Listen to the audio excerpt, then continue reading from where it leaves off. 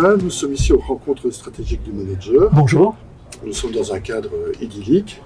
Vous venez de sortir un livre, Les héros du coronavirus. Pourquoi ce livre? Parce que finalement, on est encore en pleine crise actuellement. Ça monte, ça descend, nous sommes un peu sur le qui-vive de ce point de vue-là. Et vous parlez des héros. Oui, parce que... connus déjà les héros? En tout cas, les héros de la première vague, oui. Oui. Enfin, certains héros, parce qu'il y a énormément d'héros anonymes. Oui. Qui mériteraient évidemment d'être dans ce livre. Voilà, on ne m'a pas donné 5000 pages. Non. Je le regrette. Oui. On m'a donné un mois. D'accord. Et donc ça résumait beaucoup de choses. Donc j'ai vraiment voulu, au travers des portraits, prendre conscience de l'ampleur de la crise et surtout de la difficulté de cette crise. Parce que chaque jour, la vérité était différente. Et ce n'était pas nécessairement un mensonge, c'était un apprentissage. Et ça, notre société n'a plus l'habitude. On a l'habitude des certitudes, enfin en tout cas, ou des pseudo-certitudes. Oui. Et là, on prend conscience que le monde avance en marchant. Les enfants le savent, ils apprennent tous les jours à l'école quelque chose de nouveau. Certains adultes avaient un peu oublié que c'était la réalité. Bien sûr. Et donc c'est vraiment ça, c'est-à-dire que moi dans ce livre, je l'ai commencé dès qu'on me l'a commandé, fin mars, début avril. Et vous avez une base? Oui, alors un peu comme un journaliste je ne me suis pas présenté, mais ça fait 20 ans que je suis journaliste médical. Oui. Et donc j'ai déjà écrit, alors le hasard de la vie, hein. En 99 j'ai écrit un livre qui m'était commandé sur la crise de la dioxine. Là aussi j'avais eu un mois. Oui. Donc je suis l'homme du mois. Et ça s'était très bien passé. Là, c'était sur la Belgique, évidemment. Ici, la volonté de l'éditeur, c'était de parler de la France et de la Belgique, parce qu'il y a eu beaucoup d'interactions politiques. On a regardé ce qu'ils faisaient chez l'un, chez l'autre. C'est très amusant, parce qu'au début de la crise, la Belgique a regardé comment la France fermait ses écoles, et puis elle a fermé ses écoles. Aujourd'hui, la France regarde comment marche le port du masque obligatoire chez nous, pour faire la même chose dans un jour, 2 jours ou un mois. Ça peut-être l'annonce du 14 juillet, d'ailleurs. Et donc, voilà, ça c'est un fait. Et donc, qu'est-ce que j'ai voulu faire? C'est d'abord rencontrer des gens, donc des généralistes, des médecins généralistes, des infirmières en France, en Belgique. Évidemment, toutes ces rencontres se sont faites par Zoom, parce que ça s'est fait pendant le confinement. Ce qui explique que j'ai eu du temps. Parce que dans le confinement, les Zooms, quand les personnes l'acceptaient, elles me consacraient 1 heure.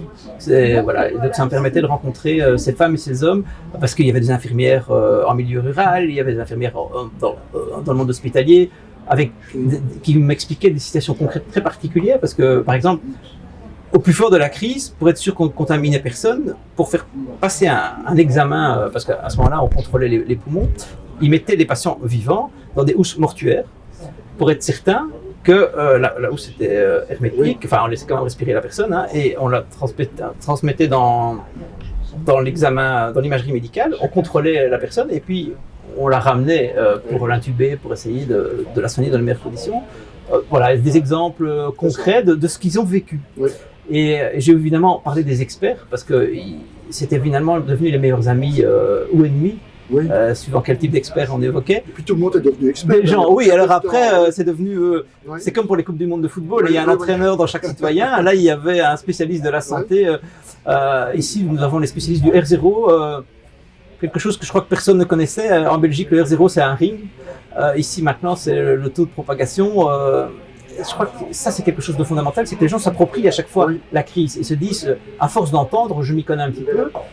Or, les scientifiques, même eux, reconnaissent qu'ils ne savent pas et qu'ils apprennent. Alors, au début, on s'est dit que c'était une maladie pulmonaire. Après, on s'est rendu compte que c'était un problème de vaisseau sanguin qui amenait et qui posait problème. C'est un docteur de Besançon, notamment, que j'ai interviewé longuement dans le livre, qui évoque cette transition sur la fin du mois de mars. On se rend compte qu'on commence à comprendre certaines choses. Puis, au début, on avait peur des enfants.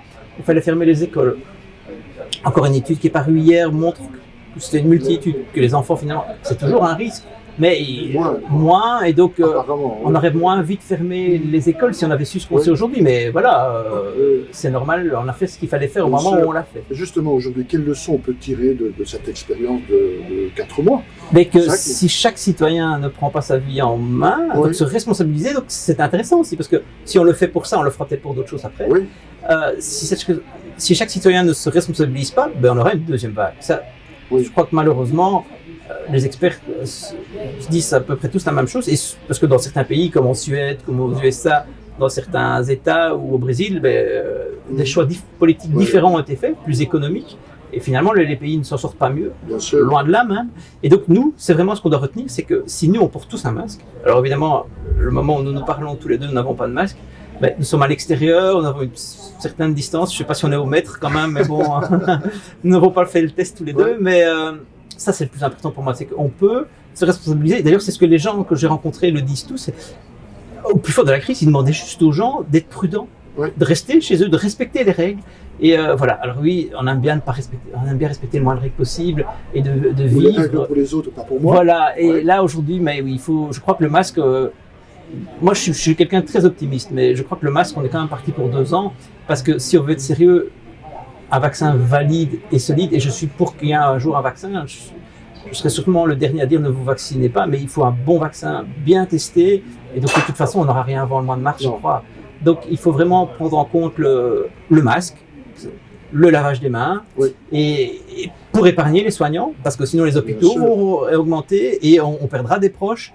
Et on n'a pas surtout nos aînés, qui sont quand même le plus à risque, et nos proches qui ont des maladies cardiovasculaires ou pulmonaires qui sont peut-être plus à risque. Donc ça c'est vraiment... Une dernière question sur la politique belge. Qu'est-ce que vous en pensez? Parce que cette politique, on l'a fortement critiquée. Le nombre de ministres, rien n'avance, on part dans un sens, on part dans un autre. Alors 9 ministres de la Santé, ça c'est sûrement trop. La question ne se pose pas.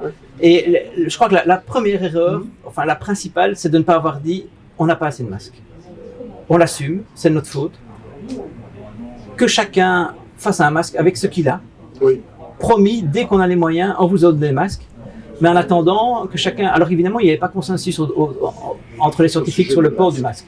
Et donc évidemment, on aurait dû nous éduquer à bien porter un masque d'abord. Donc, avant de nous dire mettez un masque, on aurait dû nous dire voilà comment vous mettez un masque, voilà comment il faut se laver les mains après avoir retiré le masque, il faut le remettre, il faut bien laver, comment est-ce qu'on lave ces masques.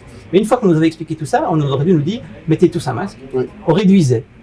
Ça c'était à peu près d'accord partout, en tout cas les vrais médecins qui ont l'habitude d'avoir ce genre de problème dans d'autres types de pays que chez nous, le disaient à force de chiffres. Et donc si ça on avait mis ça en place, et s'ils avaient reconnu cette erreur, parce que nous on avait des stocks qui étaient périmés, en France ils n'avaient plus de stocks alors qu'ils avaient eu des stocks majeurs, ça c'était la première chose à faire et ils ne l'ont pas fait. Donc plus de franchise et d'honnêteté dans un moment où les citoyens en avaient besoin, parce qu'en fait il n'y avait plus de référence, parce qu'on nous gardait chez nous, ce qui n'était jamais arrivé pour beaucoup dans leur vie réelle, jamais connu le confinement. Donc ça, c'est vraiment quelque chose qu'il faut retenir. Alors, évidemment, moins de ministres, c'est essentiel. Mais ce qu'il faut... Globalement, on a bien agi, on a fait ce qu'il fallait. Mais en tout cas, c'est trop tôt. Enfin, moi, si pour analyser juste sur les chiffres, c'est encore un petit peu tôt. Parce que la Belgique était championne du monde. Petit à petit, les chiffres... Parce que l'épidémie, en fait, ceux qui analysaient les chiffres bruts ne tenaient pas compte que l'épidémie n'était pas au même stade partout. C'est ça. Donc je crois qu'avant octobre, novembre, on pourra avoir un vrai chiffre, dire tiens, là ils ont connu la même période, on va prendre du point A au point B, là c'est la même période épidémique, on compare les pays au même moment. Alors il y en a, ça sera de mars à mai, et d'autres, ça sera de mai à juillet. Et là on fait un vrai point. Mais c'est clair qu'ils auraient sûrement pu faire mieux, avoir un discours plus clair, mais en tout cas le déconfinement à ce stade-ci, ils ne l'ont pas raté. Mais moi, à titre personnel, je n'ai jamais compris comment les gens sont revenus des vacances de carnaval sans être légèrement testés, ou en tout cas confinés. On n'avait pas les moyens de tester, de toute façon on les a seulement maintenant, et encore on ne les utilise pas complètement. Mais en tout cas, dire, restez 15 jours, vous revenez d'Italie, restez 15 jours chez vous, ça on aurait pu le faire, c'est ce qu'on fait maintenant d'ailleurs. Donc ça on aurait pu le faire, mais soyons objectifs, si on nous avait dit en février, sans avoir peur, puisqu'on n'avait peur de rien en février, restez 15 jours chez vous, on n'était pas prêts non plus mentalement. Donc, mais maintenant, je ne vais pas du tout dire qu'ils ont très bien fait, mais il faut reconnaître qu'on a été éduqués petit à petit dans le confinement à accepter on restera 15 jours chez nous, on restera 15 jours. On est resté plus que 15 jours et on a tous survécu pour peu qu'on n'ait pas été malade. Dernière question pour revenir à BSPK. Est-ce qu'il y a un lien avec le management de l'entreprise, entre cette expérience du Corona et... Oui, pour moi, il y en a 3. La gestion de la crise, l'analyse de risque, gestion de crise, analyse de risque, le côté humilité, parce que le patron travaille beaucoup sur l'humilité pour que son entreprise prospère. S'il croit vraiment qu'il est seul au sommet de sa planète, il n'y arrivera pas. Et là, dans la crise, c'est au quotidien que l'humilité a été... Et une gestion de la peur est importante aussi. Beaucoup de gens ont eu peur. Ils se sont raccrochés parfois à des experts qui n'étaient pas évident, ce qui sur la durée ne tenait pas, avec des traitements qui ne tenaient pas.